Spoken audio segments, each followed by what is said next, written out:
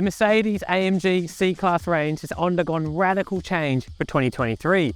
Where we're used to feeling ferocious 6-cylinders and hypo twin-turbo V8s, all cars now receive a 2-litre 4-cylinder. How's that?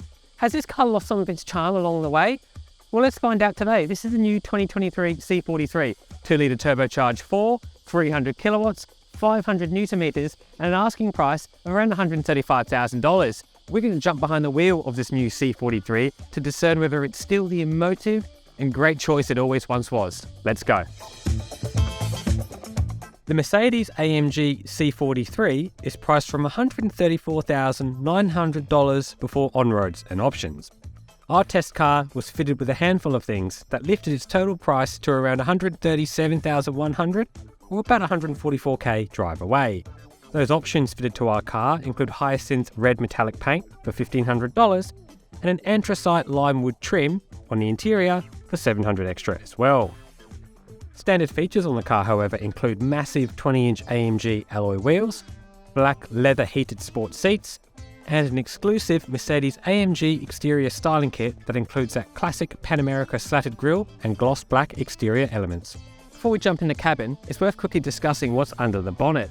What we have here is a 2-litre turbocharged 4-cylinder engine, as found in Mercedes-AMG A45S, that's further augmented with a 48-volt mild hybrid system. There's an integrated electric starter motor and alternator on the side of the motor that can provide up to 10 kilowatts of drive via a belt at low RPMs. But that's not all with this thing. It's also got an electric turbocharger with technology derived from Mercedes-Benz F1. Essentially, it's got an E-motor that helps spin the turbo before the exhaust gases get onto it to make it spool up quick to enable really fast response times. When you jump behind the wheel of the C43, there's no denying that this is a full-fat performance AMG car. When you put your hands on the wheel, you notice this fantastic performance interface that's easily one of the best on the market. What it lets you do is customize the car setting with your thumbs while you're driving and pretty much set the car up exactly how you like, regardless of how complicated there is. There's sports exhaust, sports damper, sports chassis control, sports gearbox control. Everything is done here and it's really easy to use and I love it personally. Something else I like too is the overall cabin layout. It's quite simple and minimal. There is an 11.9-inch infotainment screen, which is pretty bloody good. It runs Mercedes-Benz MBUX software, which is intuitive with great voice control. There's a 15-speaker Burmester sound system too, which is absolutely cracking. And I also think these sport seats are really comfortable too. They're heated, electrically adjustable, and have great lumbar support too, which is a thumbs up from me. Something I don't like about this cabin is this weird center console thing. Basically, it's a bit clumsy to get your phone in and out of, and you easily can leave it there if you cover it up and forget about it. Something else too is that this optional wood trim doesn't suit an AMG. You've got a no-cost choice of gloss black or $1,700 for carbon fiber. I would pick the carbon fiber. It's more suiting with its performance credentials. Over in the second row, space is fair enough for what is a medium sedan.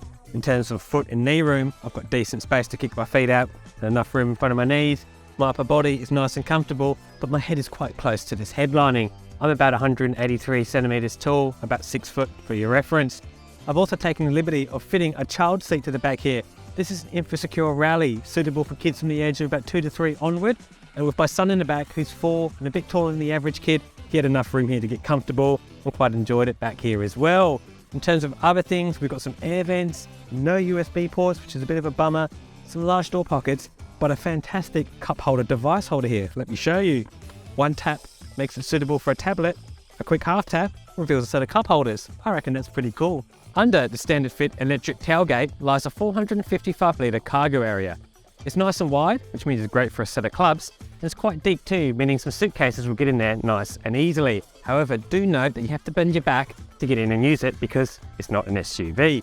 Other nice things back here include some cargo nets, somewhere to hang some clothes, and some levers to fold the back seats. Under the boot floor lies even more storage, which is good, but no spare wheel, which is bad. Sadly, only a tire repair kit, which bothers me a little bit. Something we'll discuss right away is this 2-litre turbocharged 4-cylinder. Look, it's not the same as the old 6-cylinder, but it's plenty fast enough. Yes, it's down 20 newton meters, but when you put your foot down, it responds really well. That electric turbocharger spools things up really quick, gets ahead of the exhaust gas and minimizes turbo lag.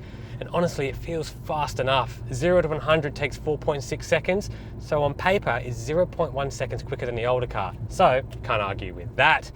Other things I love about it too are this 9-speed dual clutch transmission. There may be 1 or 2 gears too many, but the thing is quite clever.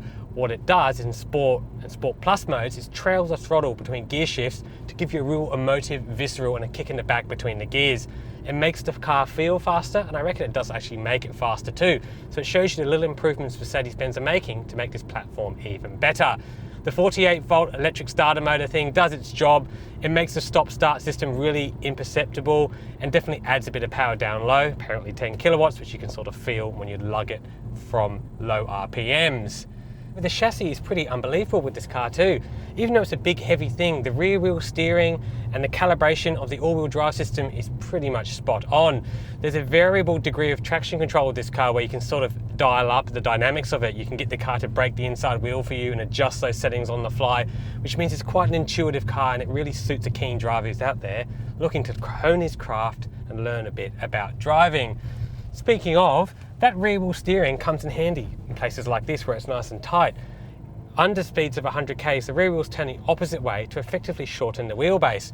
What it does is make this car really nimble in the short and tight stuff. I had the pleasure of driving it through the Southern Highlands district of New South Wales on some really tight and twisty roads, and I've got to say it felt way more nimble than it ought to.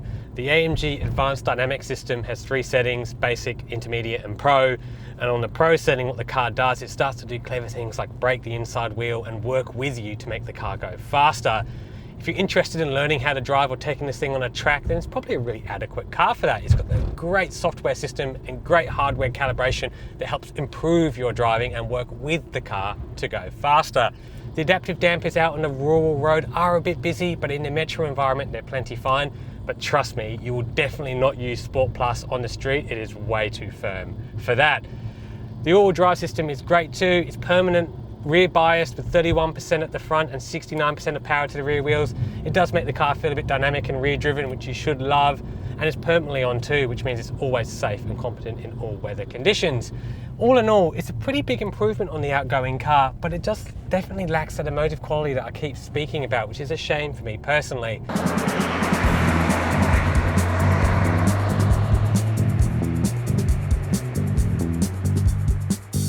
Although our time has been brief with the Mercedes-AMG C43, it's actually a pretty good car. That 2-litre turbocharged 4-cylinder engine definitely has enough performance to match the old car, and its efficiency figures of around 9 to 10 litres per 100 are a bonus too.